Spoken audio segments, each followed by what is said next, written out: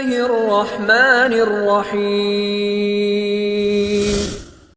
جو پیسہ عورت کو والدین کی طرف سے ملا، شوہر کہتا ہے کہ اگر تم نے یہ پیسہ استعمال کیا کہ یعنی یہ پیسہ استعمال نہ کرے، کیا کرے؟ یعنی والدین کے پیسے تمہیں دے دے، یا وہ اس لیے کہتا ہے کہ تم وہ پیسے محفوظ رکھو، تمہارا خرچہ میں کروں گا؟ کوئی بات واضح کرو نا، کہنے کا مقصد کیا ہے؟ ہر بات میں ان کو طلاق کی یاد ہے بس۔ ہارون آباد میں مدرسہ بنا رہا ہوں، اللہ کامیاب کرے۔ لوگ کہتے ہیں کہ علماء کرام کا سیاست میں کیا کام ہے؟ علماء نہیں آئیں گے سیاست میں تو پھر یہی ہوگا جو حشر ہو رہا ہے۔ جب لوگ آئیں گے غلط تو نتیجے بھی غلط نکلیں گے۔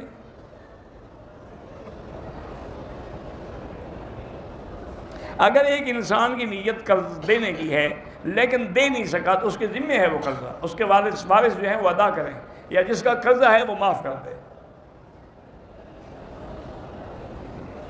کسی کو تکلیف دے بات کرے تو صبر کرنا زیادہ بہتر ہے۔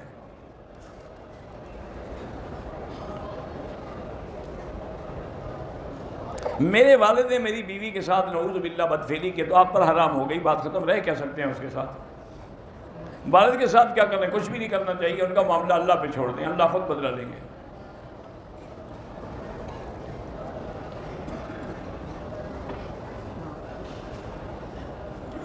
لڑکی کی عمر 25 سال ہے اور 40 سال کے لڑکے سے شادی کرنا چاہتی ہے، 3 سال سے جانتے ہیں، آپس اکثر لڑائی رہتی ہے، تو استخارہ کریں، اگر خیر ہو تو کر لے، نہ ہو تو نہ کریں۔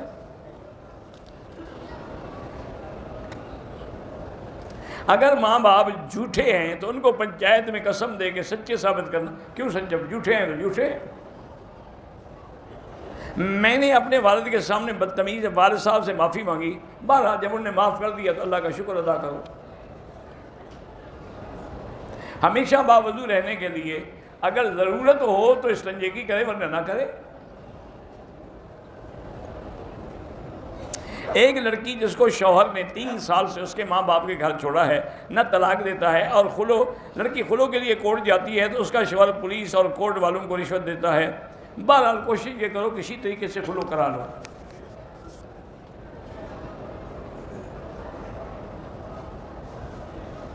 فقہ کی وجہ سے تو کوئی تفرقہ پیدا نہیں ہوا، تفرقہ پیدا ہوا ہے تمہارا انکار کرنے سے۔ یہ سارے فرقے کب پیدا ہوئے؟ انگریز کے بعد۔ پہلے تو کوئی فرقہ نہیں تھا، جھگڑا بھی کوئی نہیں تھا۔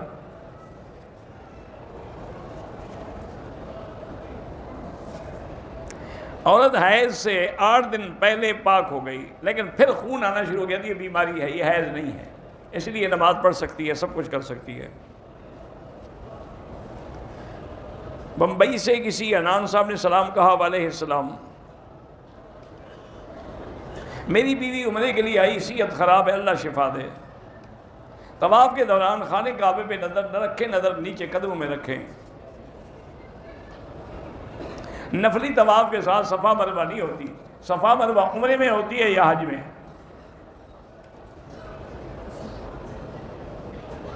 بلوچستان سے مبین احمد نے سلام کہا ہے، علیہ السلام،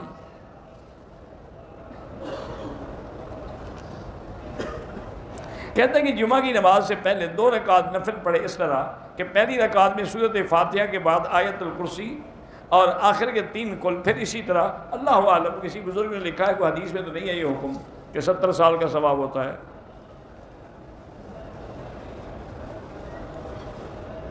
بہرحال مکے کے علاوہ اگر آدمی گناہ کرتا ہے تو اس کے فوراً بعد فرشتہ نہیں لکھتا، یہ نہیں کہ ایک دن نہیں لکھتا، دوسرا فرشتہ اس کو کہتا ہے کہ صبر کرو، شاید توبہ کر لے۔ اور مکے میں جو ارادہ گناہ ہے وہ ہے شرک کا، اگر الہاد کا ارادہ کرے، عام گناہ کی بات نہیں۔ من یرد فیہ بالہاد بظلم، الہاد سے مراد بھی بے دینی، ظلم سے مراد بھی شرک۔ جمعہ کے دن عصر کی نماز کو 80 مرتبہ 80 سال کے گناہ معاف ہو جاتے، اللہ عالم، لیکن درود شریف پڑھا کرو۔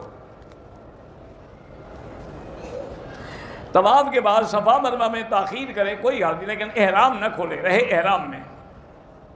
جبل ابی قبیس کیا ہے؟ پہاڑ ہے، اور کیا ہے؟ دار ارقم کیا ہے؟ وہ ایک حویلی تھی جس میں حضرت عمر اسلام لائے تھے، وہ تو اب سب حرم میں شامل ہو گئے۔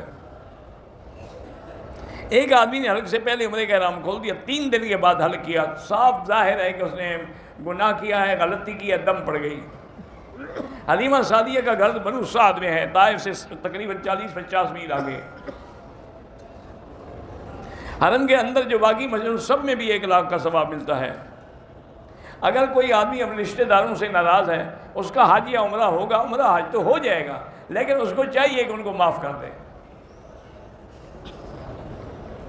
زندہ آدمی کے لیے آپ اپنا عمرہ کر کے دعا کریں۔ عورت نماز جنازہ ہاں پڑھ سکتی ہے۔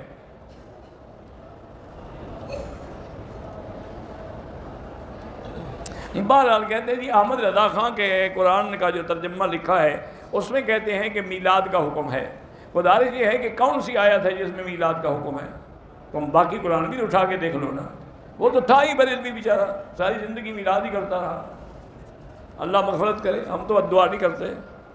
یا رسول اللہ اگر کہے، بہتر یہی ہے کہ حرف یا ندا کے لیے ہوتا ہے، یہ اللہ کے ساتھ لگایا جاتا ہے، یا اللہ، یا رحمان، یا رب البیت، پھر اسی لیے رسول کے ساتھ نہ لگائے۔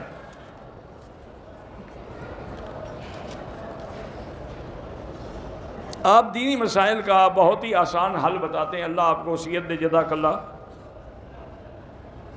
نکاح تو ہوا تھا، رخصتی نہیں ہوئی تھی، طلاق ہو گئی، اب عورت کتنی عدت کتنی گزاری؟ کوئی عدت نہیں۔ اگر یعنی میاں بیوی ملے نہیں تھے، خلوت صادقہ بھی نہیں تھے، کچھ نہیں۔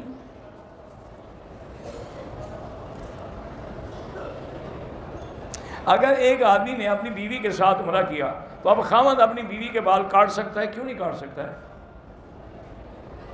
سڑک پر جو لوگ نماز پڑھتے ہیں، اللہ قبول کرے، اور کیا کہیں، اگلی صف نظر آئے تو نماز ہو جاتی ہے، نمازی کے آگے نہ گزریں۔